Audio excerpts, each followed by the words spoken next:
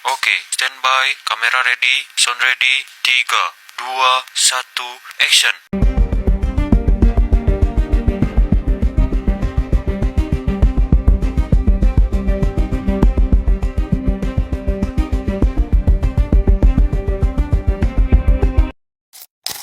Sejak zaman dahulu, praktik perdagangan daging mentah itu selalu ada. Bahkan di banyak catatan sejarah, prostitusi sering disebut sebagai pekerjaan tertua yang ada di dunia.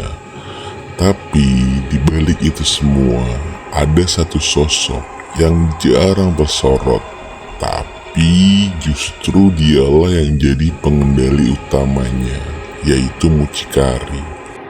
Penangkapan yang dilakukan penyidik Subdit Cyber Dit Reskrimsus Polda Metro Jaya terhadap seorang wanita berinisial FWA di salah satu hotel.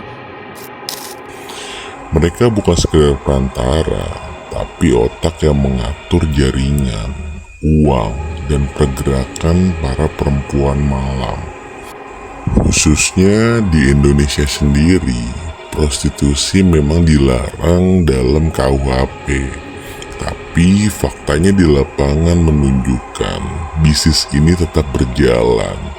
Bahkan bisa dibilang makin modern dengan bantuan aplikasi dan media sosial seperti micet ataupun sejenisnya. Dan kasus terbesar yang pernah terjadi kita bisa lihat tragedi eksploitasi seksual yang melibatkan ratusan perempuan anak di bawah umur. Terbongkar hanya karena ada satu korban yang berani untuk bicara. Ini menjadi bukti bahwa mucikari bukan sekedar pelaku tunggal, tapi bagian dari sistem gelap yang terus berkembang. Dan di sini bagaimana cara mucikari bekerja? Biasanya mereka memanfaatkan kerentanan perempuan seperti masalah ekonomi, broken home lah, ataupun sekedar bujuk rayu janji pekerjaan dengan gaji besar. Setelah masuk, mucikari akan mengatur jadwal, tarif, bahkan memotong sebagian besar penghasilan perempuan tersebut. Kesalahan masyarakat di sini cukup besar. Banyak yang tutup mata, menganggap ini sekedar pilihan hidup. Padahal ada eksploitasi di belakangnya. Bahkan sebagian besar pelanggan tahu ada mucikari, tapi tetap memilih diam demi kenyamanan dan kesenangan pribadi. Lalu dampaknya apa? Korban bukan cuma hancur secara mental dan juga fisiknya, tapi juga sering jadi korban kekerasan, penyakit menular, hingga trauma seumur hidup. Dan lingkungan pun rusak, keluarga berantakan, anak-anak kehilangan figur ibu, dan masyarakat jadi permisif terhadap kejahatan ini. Dan di sini gue coba kan berikan tips keamanan kepada kalian perempuan ataupun masyarakat untuk mencegah mucikari dan juga prostitusi semakin merajalela. Yang pertama, coba kenali pola rekrutmen, yaitu jangan gampang percaya ajakan kerja kayak SPG yang dengan gaji besar tanpa jelas perusahaannya. Biasanya ini menjadi pintu masuk para mucikari dalam menggait perempuan-perempuan malam. Jika kalian lakukan ini, dampak positifnya adalah bikin masyarakat menjadi lebih waspada. Dan dampak negatifnya buat pelaku makin sulit mencari korban baru. Dan yang kedua, perkuat literasi seks dan hukum di dalam keluarga. Biasakan untuk bicara terbuka ke anak soal resiko eksploitasi seksual. Ini bukan tabu, tapi menyelamatkan. Karena dampak positifnya, anak lebih sulit dibohongi dan dampak negatifnya buat pelaku kehilangan target.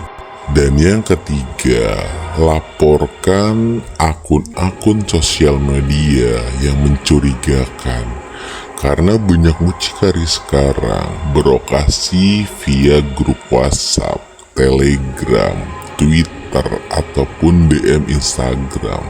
Jangan diam, report rame-rame. Karena jika kalian lakukan ini, dampak positifnya adalah ruang operasi mereka menjadi terhambat, dan sisi negatif untuk pelaku, jaringan online mereka menjadi lumpuh. Dan yang terakhir, bisa untuk masyarakat, buat lingkungan yang tidak ramah prostitusi, kos-kosan, hotel, ataupun tempat hiburan harus tegas menolak praktik terselubung ini. Dampak positifnya, lingkungan menjadi lebih aman, dan dampak negatif buat pelaku menjadi kehilangan lapak dan mata pencahariannya. Karena jika kita coba tarik benang merahnya dari sisi psikologi dan juga kriminal, kenapa mucikari terus muncul?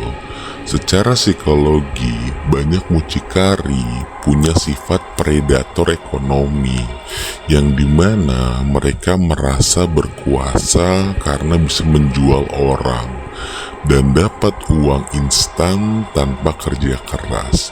Faktor utamanya keserakahan pastinya, minim empati, dan juga mungkin trauma di masa lalu mereka.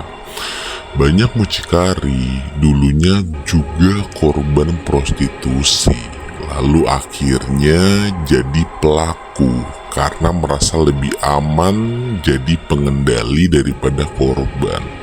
Inilah lingkaran setan yang bikin prostitusi sangat sulit untuk diberantas. Karena kalau gue bisa share sedikit pengalaman gue waktu gue di penjara sana, gue pernah ngobrol langsung sama seorang mucikari. Dia bilang, gini bang, gue udah pernah keluar masuk bui, tapi bisnis ini gak pernah mati. Begitu gue bebas, udah ada jaringan baru yang nunggu. Inilah fakta pahit. Mucikari di penjara 1, muncul 10 lagi, dan begitulah seterusnya. Kenapa? Karena ada demand yang besar dari masyarakat. Selama masih ada yang mau bayar, mucikari akan terus hidup seperti jamur yang tumbuh subur. Satu hal yang harus kalian ingat, prostitusi bukan sekedar urusan jual beli tubuh. Ini soal martabat, soal hak asasi manusia, dan soal bagaimana kita memandang manusia, khususnya wanita.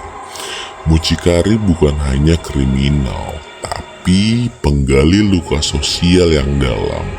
Kalau kita biarkan, bukan cuma perempuan yang jadi korban, tapi juga generasi berikutnya. Ingat satu hal dari gua, ketika manusia diperlakukan sebagai barang dagangan, maka kemanusiaan kita semua ini dipertaruhkan. Karena itu, pencegahan prostitusi adalah tanggung jawab bersama, bukan sekedar urusan hukum. Dan stop untuk menjadi penikmatnya. Konten ini tidak mengajarkan cara menjadi mucikari ataupun menjalankan prostitusi. Tujuan utama video ini adalah edukasi, pencegahan, dan juga refleksi moral supaya masyarakat lebih waspada, berani melapor, dan berkontribusi memutus rantai kejahatan ini. Kalau lo ngerasa video ini bikin lo lebih paham, lebih aware, dan membuka mata lo tentang bahaya mucikari dan prostitusi, share video ini sekarang juga ke temen lo, saudara lo, ataupun orang yang penting buat lo. Jangan biarkan ada lagi perempuan ataupun anak kecil yang jadi korban predator ekonomi bernama mucikari. klik tombol subscribe sekarang, karena di channel ini gue bakal terus bongkar kejahatan yang orang lain gak berani ungkap. Ingat, kejahatan akan terus hidup kalau kita semua memilih untuk diam. So, sekali lagi nama gue Baron, dan sampai bertemu di video kejahatan lainnya. See you, bye-bye.